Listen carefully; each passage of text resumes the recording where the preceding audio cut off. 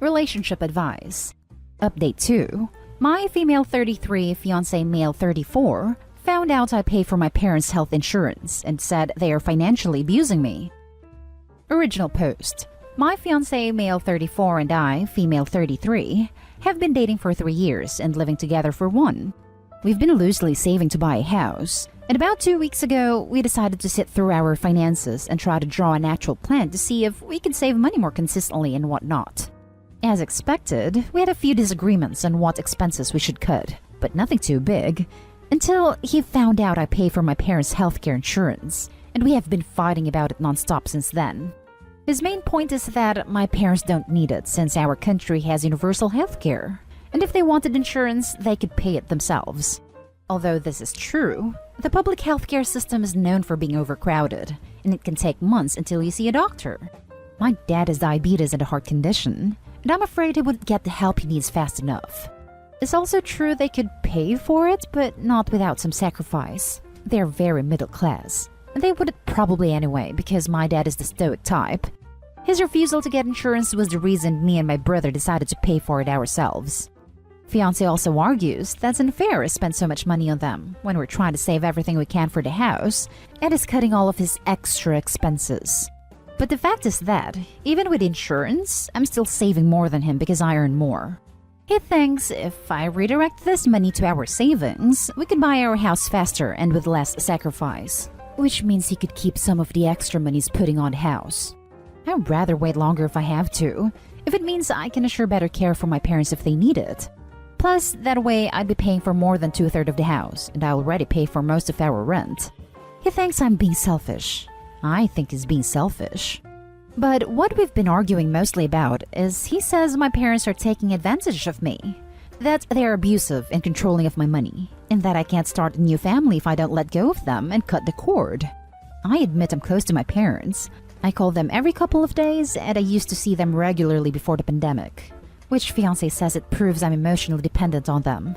But they hardly ask me for money, and I don't pay for anything else except an occasional dinner. He's been sending me articles about helicopter parents and even brought up the time I lived with them as an adult for 2 years. They took me in when I had a major setback at 25 years old and lost my job. When I tell him I don't see that way, he keeps bringing up the fog, which apparently is the inability of abused people to see the acts of the abusers and such. My brother is on my side, but his friends says he's right. I was sure about this, but I don't know anymore. I admit he has some points. Is the fact that my parents don't need the money but I still feel like they do a sign of abuse? He's been also pointing some situations where I reached to them for advice or help as proof that I'm not grown up enough, and even suggested I go non-contact for a while. Not forever. I won't, but I'm starting to feel less inclined to talk to my parents after our arguments.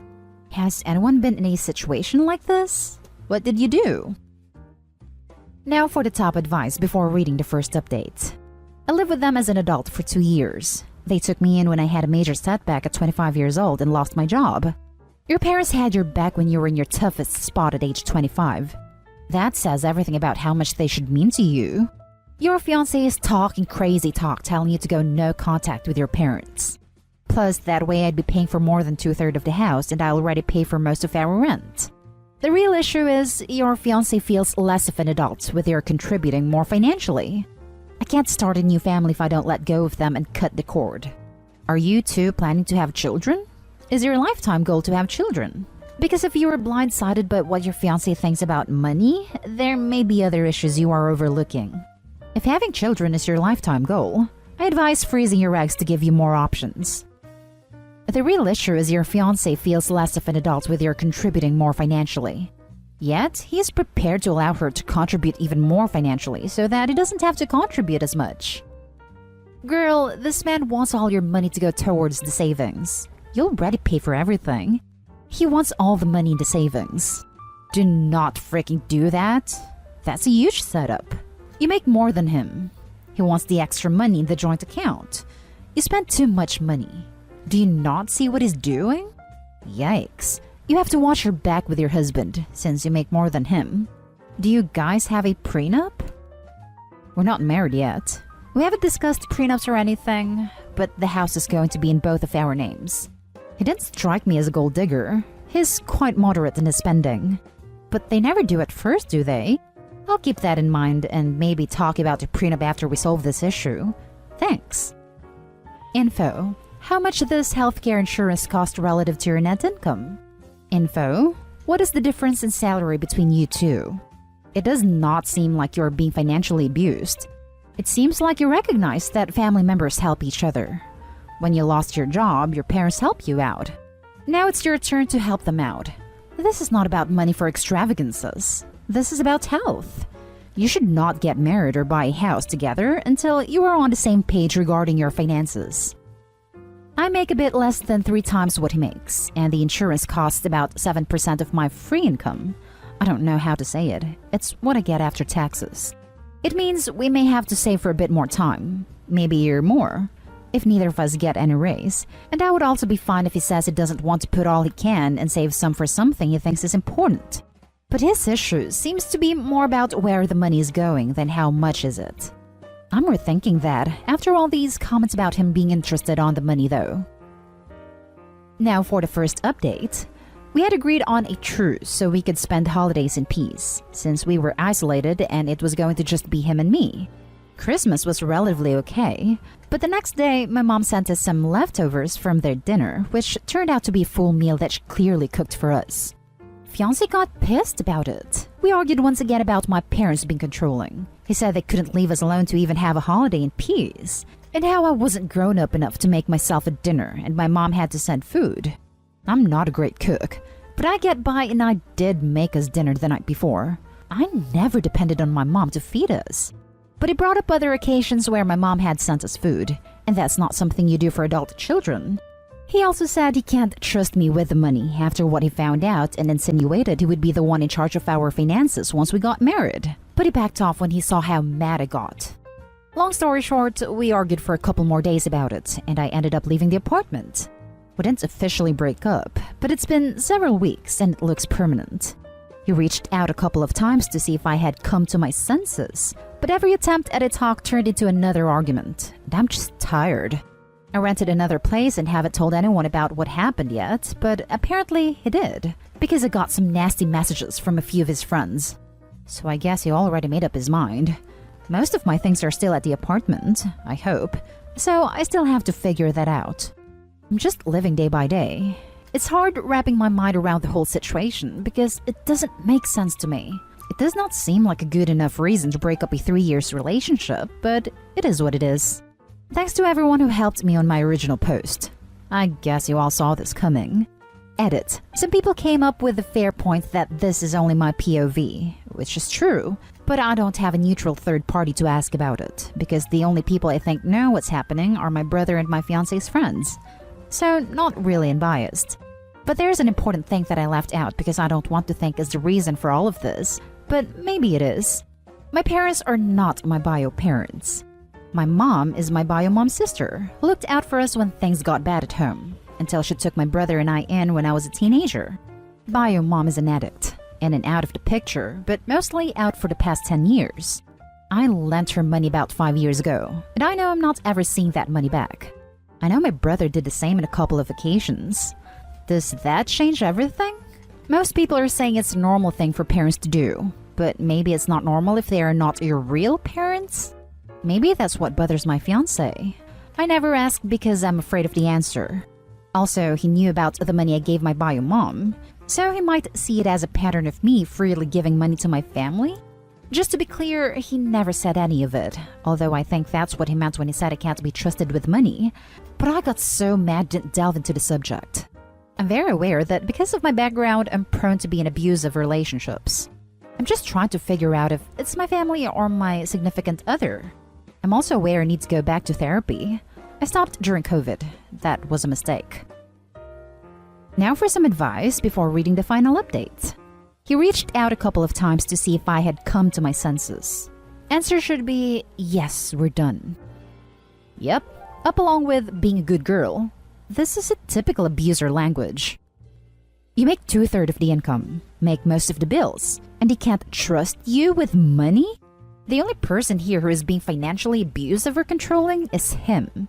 He is trying to cut you off from normal and healthy relationships in an effort to control you. He sure as hell is not entitled to tell you what to spend your money on when you already pay more than half the bills. If he comes back, kick his behind to the curb. You do not need that kind of abusive, controlling person in your life. There is nothing wrong with a parent sending their child food either. My mom used to send me home with things she cooked for me, and she even made food for my brother and his wife. Frozen casserole so they had a break once in a while. She didn't dictate how or when we should eat it. I bet he's pissed you were paying most of the bills. For Pete's sake. Now for the final update. So last time people were very nice, reaching out and opening my eyes to the situation, and they brought up a lot of things I wasn't thinking about. So I thought you deserve some closure, even if it's not a very positive one. I tried to solve the old apartment issue first, because as some people guessed, I was still paying for it, mostly to avoid a conversation. I texted him asking for a good time to go over and pick up my stuff and talk about financial agreements. He called me immediately and asked if I was breaking up with him. Like, you did it already? So we started arguing over the phone, until he suggested I come over so we could settle things properly. So I went by myself. Such a good idea. Surprising nobody. Talking in person didn't change anything, and we kept fighting just the same.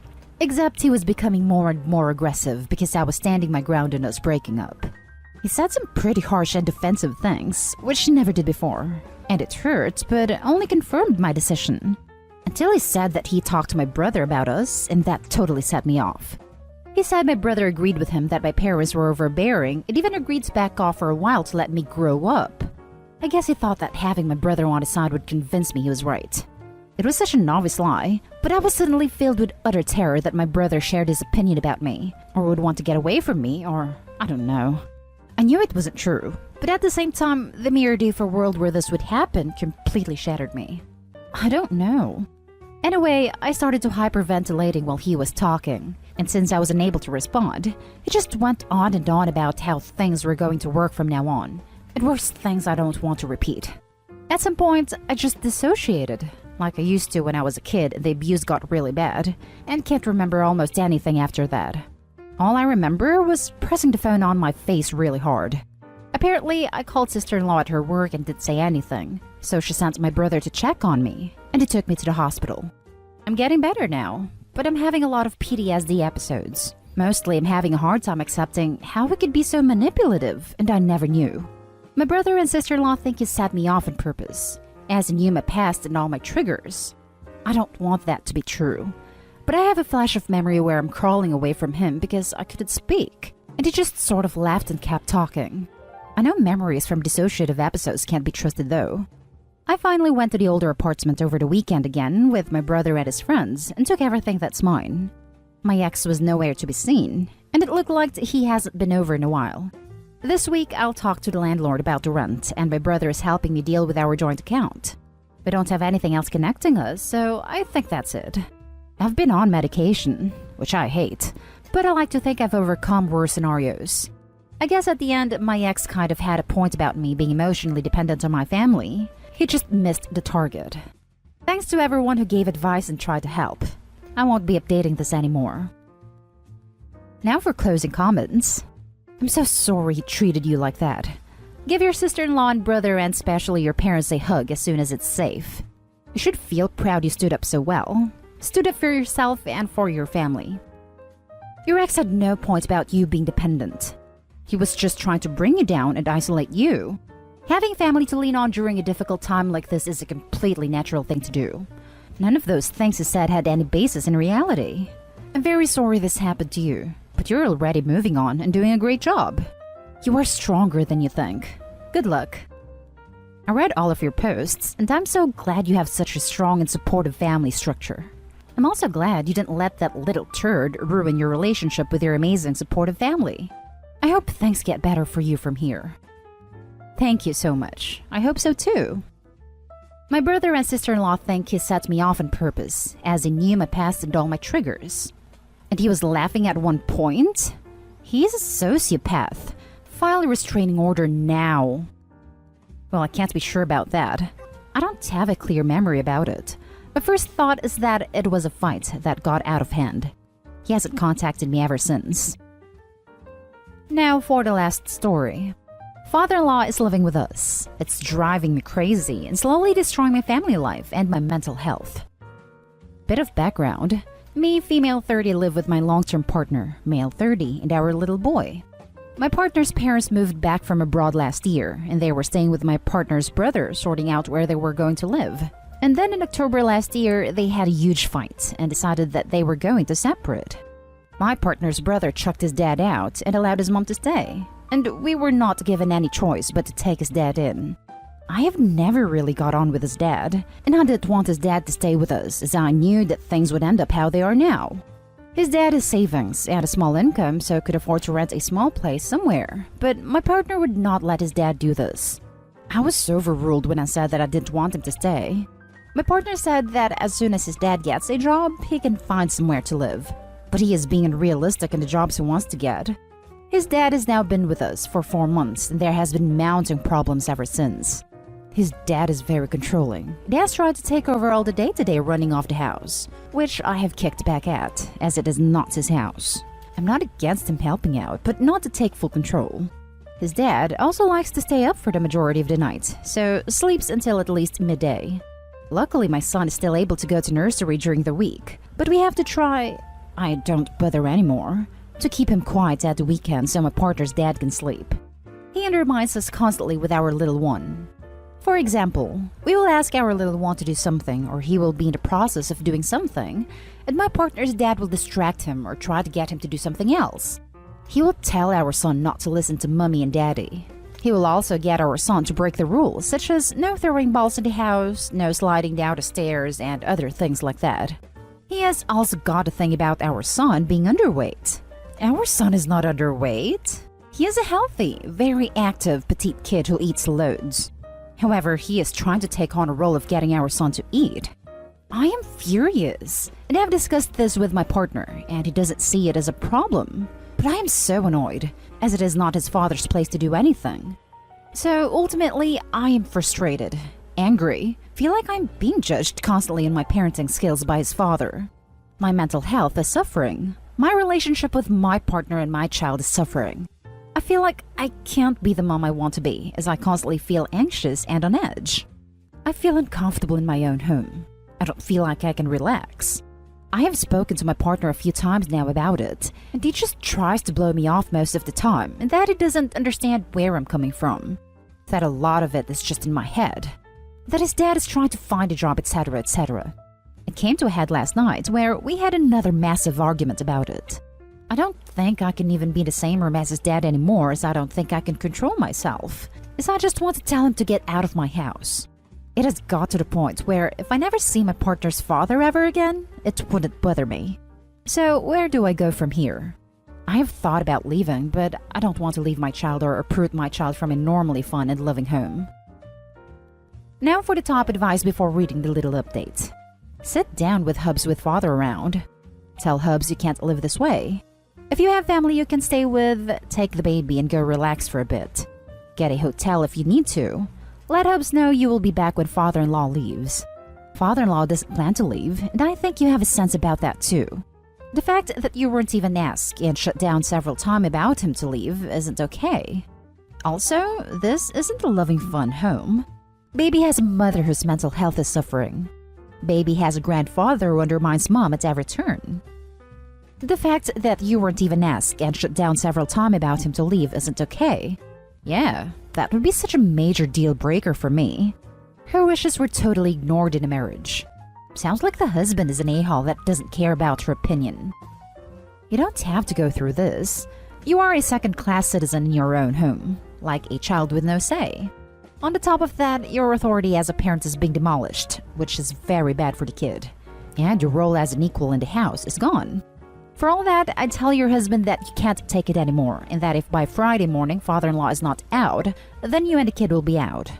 No need to make a big scene. Just as calmly as you can inform him of your decision. Whatever he says, you just say, yes, yes, but if he's not gone by Friday morning, we are leaving, and try to kill the conversation. Why? Because your husband doesn't listen to words anymore, and therefore you should start talking him through actions. So if Friday morning you wake up and father-in-law is still there, you don't argue, you don't get into any debate, you don't make a scene. pack a bag and go. You have no other option. Living like this is hell. He is making you do this, basically. This will not change until you leave. You can't give an ultimatum. You can't even have a conversation. You need to leave. It is possible that your partner, odd word in a relationship where your mate treats you like the maid, will come to his senses until you have gone. He will never make the right choice about his father if you don't. Update. Just wanted to thank you all for the replies. My current plan of action is to get some legal advice regarding custody of my child, and also about our house as we have joint ownership, but we are not married. Once I know where I stand when it comes to this, I will sit down with my partner and discuss everything covered in this and how it has and is affecting me and our son. Then give him an ultimatum that his father needs to move out in 30 days, or me and our son will be moving out and not returning until his father is gone. My mom lives locally and has said that we can stay for a month or two while we find somewhere more permanent if required. Also, that some sort of couples counseling will be on the cards too. Thanks everyone. And that's the end of this video, folks. As always, leave a comment and hit like and subscribe. And if you want more of this content, turn your notification on to get updated on the latest videos. And I'll catch you in the next one. Stay safe.